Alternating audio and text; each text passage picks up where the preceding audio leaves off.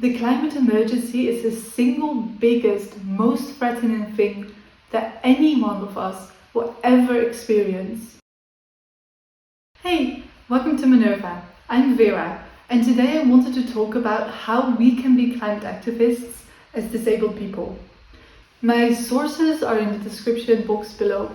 So I need to preface this video by saying that it's been heavily influenced by the book It's Not That Radical by Loach. Honestly, if you can borrow or buy this book, do it, because it might just change your life.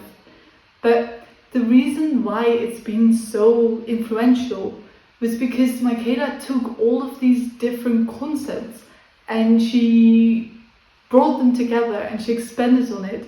But most of all, she gave me hope. And hope is not something I often feel when I read about the climate emergency. And in fact, I've often felt despair about what I can do as a disabled woman because it never feels enough. I cannot go to every protest. I cannot go to every demonstration. And it feels like I don't do enough because of it. So I wanted to make a video about the ways that we as disabled people can be a part of the climate justice movement without having to always go to every single demonstration. So like I said, I'm not perfect. I can do more. But don't discount the work you do just because you can do more. Before you click away from this video is about hope. It's okay to feel sad about the climate emergency. It's okay to feel despair about the climate emergency. But ultimately, we must choose hope, and we must choose faith as well. Not necessarily faith into a godlike being, but I mean choose faith in humanity and in yourself. And I believe that knowing how we can take action will give us hope and it will give us faith. The climate emergency is the single biggest, most threatening thing that any one of us will ever experience. But the people who came before us have done the impossible over and over again. They abolished the transatlantic slave trade. They ended segregation. They took the vote for women. They even made same-sex marriage legal in a big part of the world. Although it does feel like some people cannot wait until they can turn that back. But that doesn't diminish these accomplishments. Every single one of these things used to be thought as impossible. And they did them anyway. And if they can achieve all of those things, we can achieve climate justice. I'm not going to argue about whether or not the climate emergency is real. I'm not going to argue about whether or not human actions have caused this. That's a fact. But because humans do cause this, we can also solve it. The climate emergency predominantly affects women in general and disabled people in particular, because disabled bodies cannot adapt to a new reality. Our bodies might already struggle to regulate our temperatures, or we are dependent on machines that keep us alive. So the climate emergency is not just an ecological issue, it's also a human rights issue. And it's important that we keep remembering that. We cannot have climate justice without eradicating ableism. And we cannot have a world without ableism, without effective and long-term climate justice. It's also important to remember that whilst the climate emergency will eventually come for all of us, it already is killing people in the global south, mostly Black and Indigenous people. And this is important because governments have known about this for years at this point. In fact, they have to sign off on reports from the IPCC that have detailed this. And not only have they chosen not to care, they also choose to continue issuing fossil fuel licenses, knowing full well that this is killing people. So what is climate justice? Climate justice is an ideology that recognizes that the climate emergency is not the disease. Instead, it's a symptom of a bigger condition, capitalism. And this is personally something that I believe in too. In order for capitalism to work, there must be people to exploit. There must be an earth to exploit. This is not a bug, this is a feature. Capitalism gave us white supremacy. Capitalism gave us exploitation from countries and people in the global south. And it gave us the exploitation of the earth. This is by design. According to Loach, climate justice acknowledges the reality that we are not all facing the same climate emergency. We are not all equally vulnerable to the climate crisis. And this has a lot to do with existing and historical, social and societal inequalities. It also recognizes that violence against and exploitation of indigenous people is essential to these industries. Climate justice is essentially an intersectionalist solution to the climate crisis. It challenges the capitalist economy that exploits people and the earth. The climate crisis is a direct result of the mindset that we must exploit people and the earth in order to earn money. But again, this is a feature, this is not a bug. It's impossible to separate the mechanisms behind the climate emergency from sexism and racism and white supremacy and homophobia and everything. Therefore, in order to keep this earth livable for everyone, we must deal with these issues as well. We cannot build a climate-just future without eradicating these mindsets. So if you feel utterly defeated by this, I do understand, but I don't think it's necessary, because all of the people who are fighting against racism, against capitalism, all of them are also directly contributing to a climate-just future. That's so many people. However, it is very easy to feel defeated, especially for us disabled people, who might be limited in our energy, our mental spoons and our money. Therefore, I've compiled a list of things that everyone can do that directly contribute in the fight to climate justice. Now, this list is not at all exhaustive, but it is a start. We are all part of a capitalist society, so while systemic changes must happen, they cannot happen without us changing as well. Which is why I don't subscribe to the notion that only 100 companies contribute to 71% of pollution and that therefore we should just give up. Whilst it is true, it's only true because we keep buying their products. It means that we have to go and demand systemic changes and make individual lifestyle changes. Making lifestyle changes does not mean giving anything up. It just means that we get to experience things differently. We're given the opportunity to experience other things, and we often find community in the process as well. The first thing to stop doing is stop believing this narrative that big companies are responsible for all pollution and that therefore individual choices don't matter. This is a narrative that these big polluting companies are incredibly invested in keep you believing it. Do you know why? Because it makes us feel small and meaningless and less likely to go out and demand systemic changes, which makes it infinitely easier for them to keep exploiting the earth. Maria Steffen and Erica Chenoweth have found that historically, in historical protest movements, only 3.5% of the population needed to join in order for that movement to be effective. Only 3.5% of the population. That's not a lot, is it? And it means that your choices and your actions do matter. Although the individual carbon footprint was invented by a marketing company that worked for BP, it doesn't mean that it isn't worth keeping in mind. For example, the average American fridge pollutes more in a single day than the average person in the global south does in an entire year.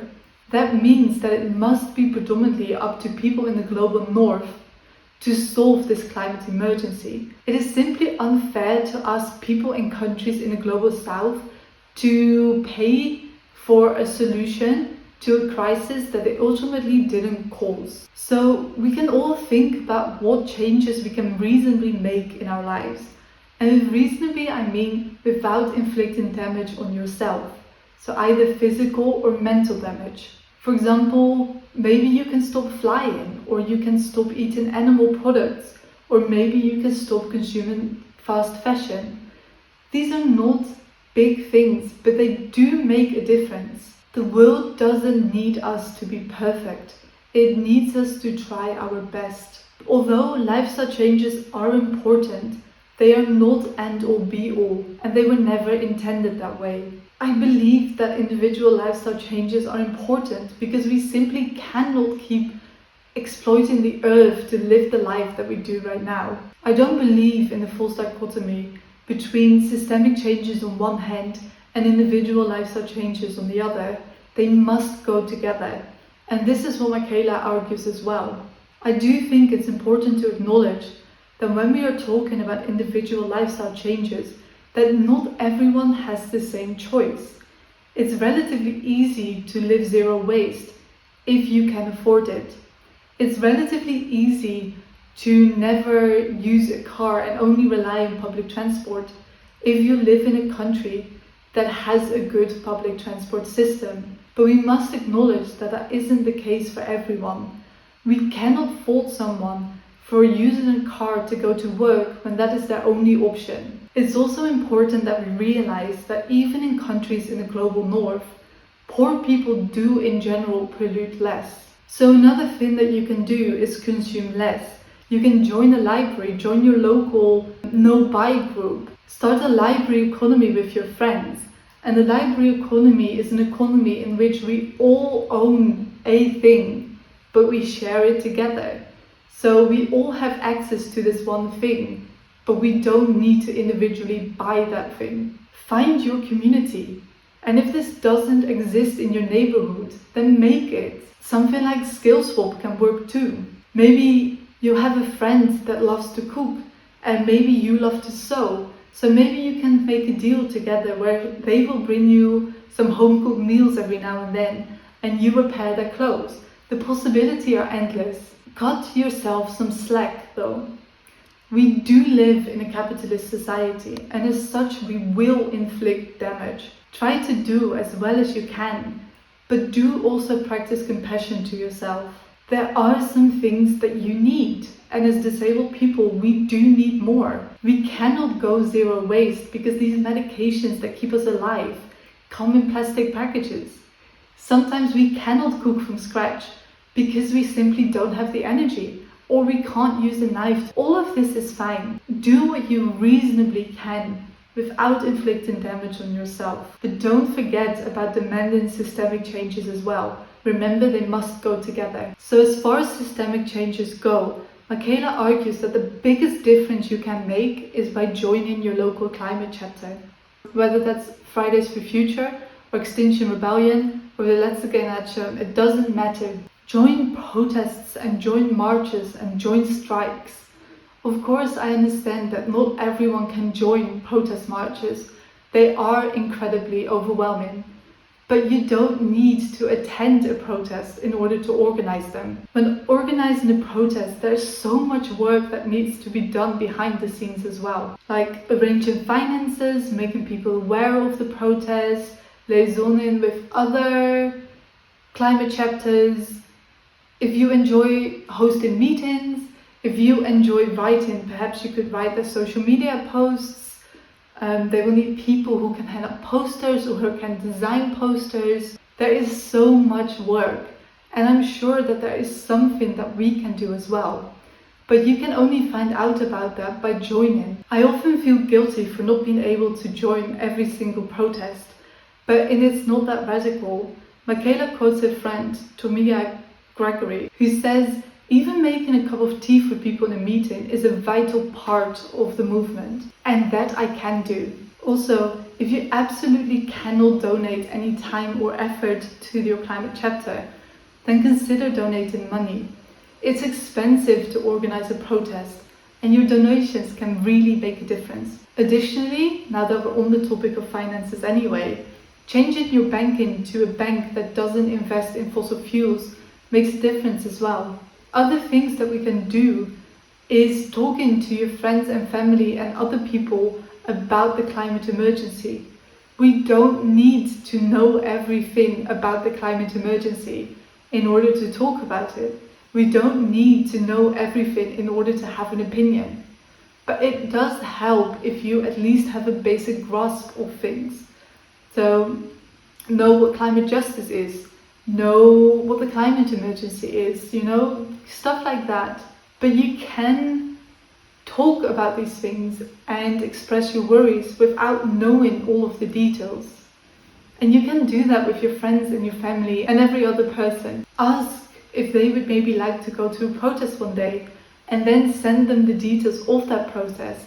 Even if you can't make it, you can write to politicians and talk to your politicians. Ask them about their ideas for climate justice and what their party is doing towards climate justice, and talk to them about the urgency of climate justice. Additionally, you could sign petitions and share those petitions. I know that it doesn't always feel like petitions make any difference, but it's a good way to remind politicians that their constituents, the people who gave them their jobs, care and wish that they would also care and take action. Vote. Join a political party with a good climate justice program and vote. Joining a party works in more than one way, because at least in the Netherlands, every party gets money because of membership fees, but they also get additional subsidy for the amount of members they have. So becoming a member of a political party does really make a difference. But don't forget to vote in favor of parties with a good climate justice agenda in every single election. Also the elections that you don't think make a difference. They always do. Spread the policies of climate justice parties online for every election. Also mention the ones that won't implement any meaningful action or too little. You don't have to find all of this information yourself. Think tanks in your country often release their comparison of different political parties. But most of all, choose to have hope. Hope will inspire us to take action. So if you watch this video and you are a climate activist or any type of activist, but you're not disabled, let this be a message for you too. Protests must be inclusive. Disabled people must play a part in the climate movement, and disabled voices must be heard in order to build a climate just future. So what can you do to make sure that your movement is accessible? The climate justice movement needs us all. So that was it for this week. Let me know what you think. Did this video maybe inspire you to become a part of the climate justice movement? Bye!